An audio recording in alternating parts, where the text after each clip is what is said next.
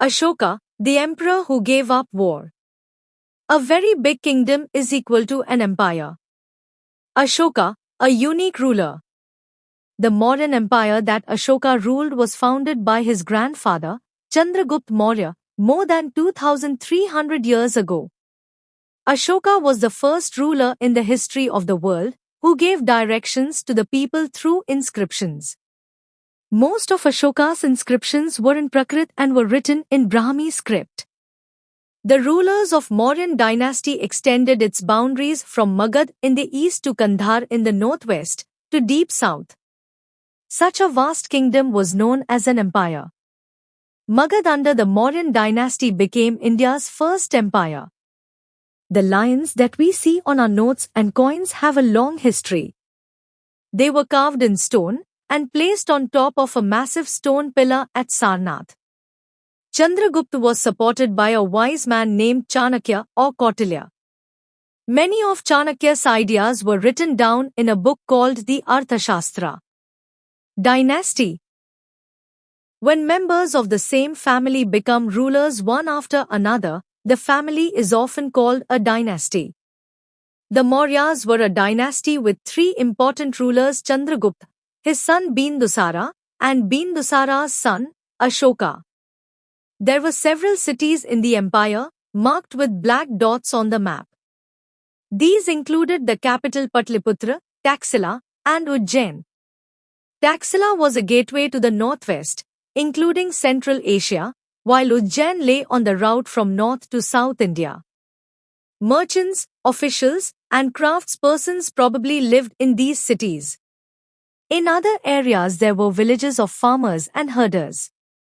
Mauryan Empire's prosperity and stability was its strong agricultural foundation. Agriculture played a pivotal role in supporting the empire's large population, sustaining its urban centers, and fueling its economy. The Mauryans cultivated a wide variety of crops that catered to the diverse climate zones and soil types found within their empire.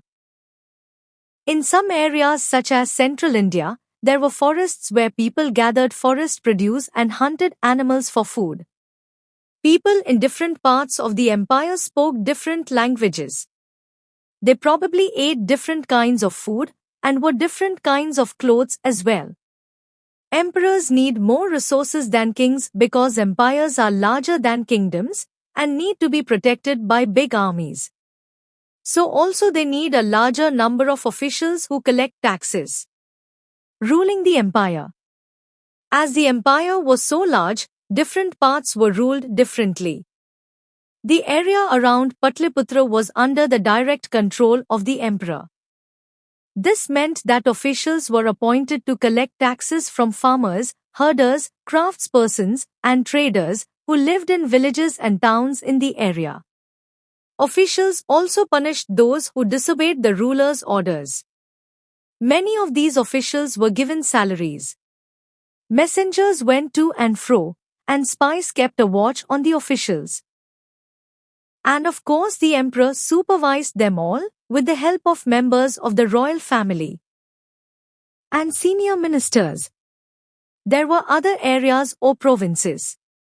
Each of these was ruled from a provincial capital such as Taxila or Ujjain.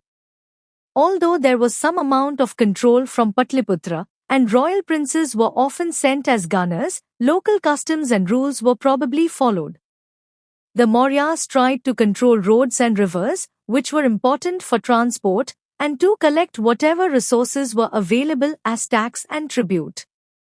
People living in these areas were independent, but may have been expected to provide elephants, timber, honey, and wax to Mauryan officials.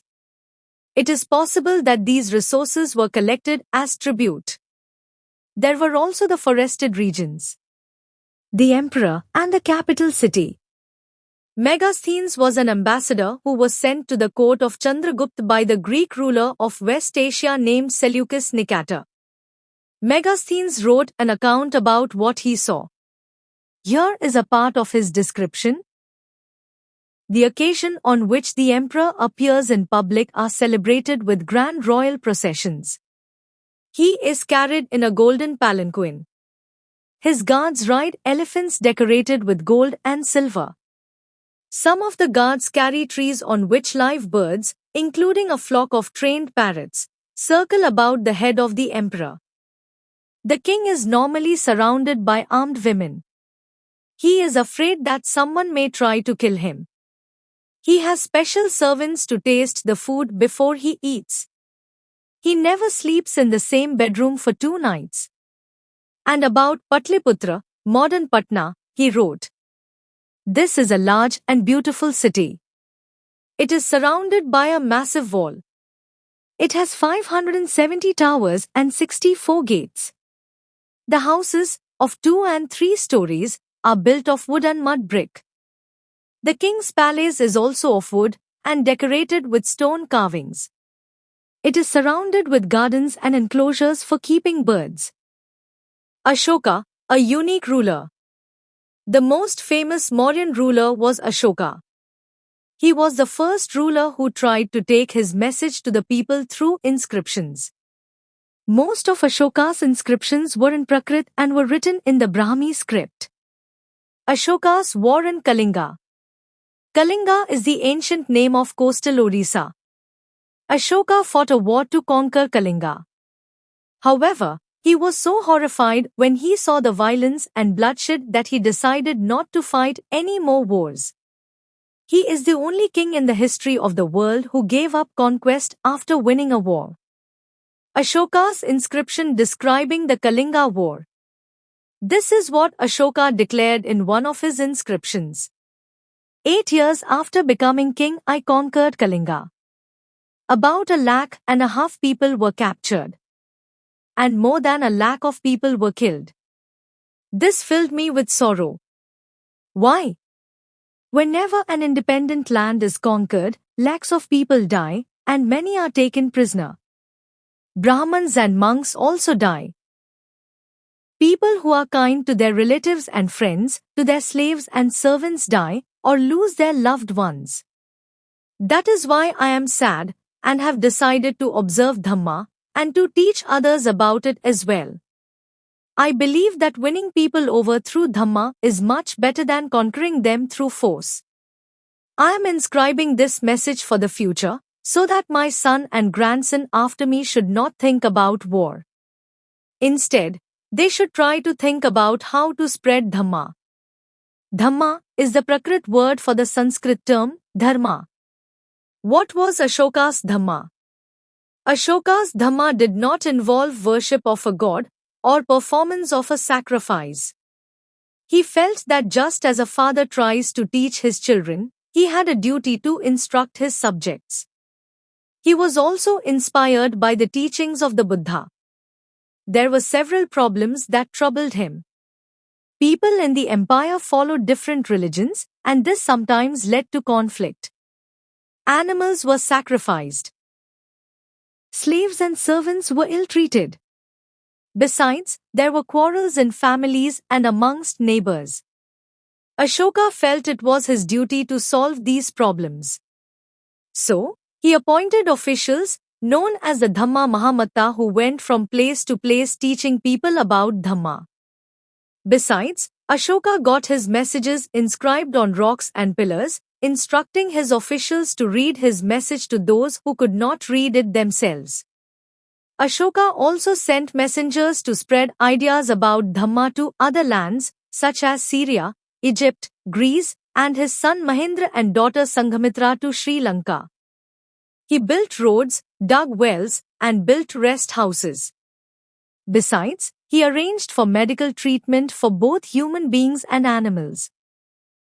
Ashoka's messages to his subjects. People perform a variety of rituals when they fall ill, when their children get married, when children are born, or when they go on a journey. These rituals are not useful. If instead, people observe other practices, this would be more fruitful. What are these other practices? These are being gentle with slaves and servants, respecting one's elders, treating all creatures with compassion, giving gifts to Brahmins and monks, It is both wrong to praise one's own religion or criticize another's. Each one should respect the other's religion. If one praises one's own religion while criticizing another's, one is actually doing greater harm to one's own religion. Therefore, one should try to understand the main ideas of another's religion and respect it.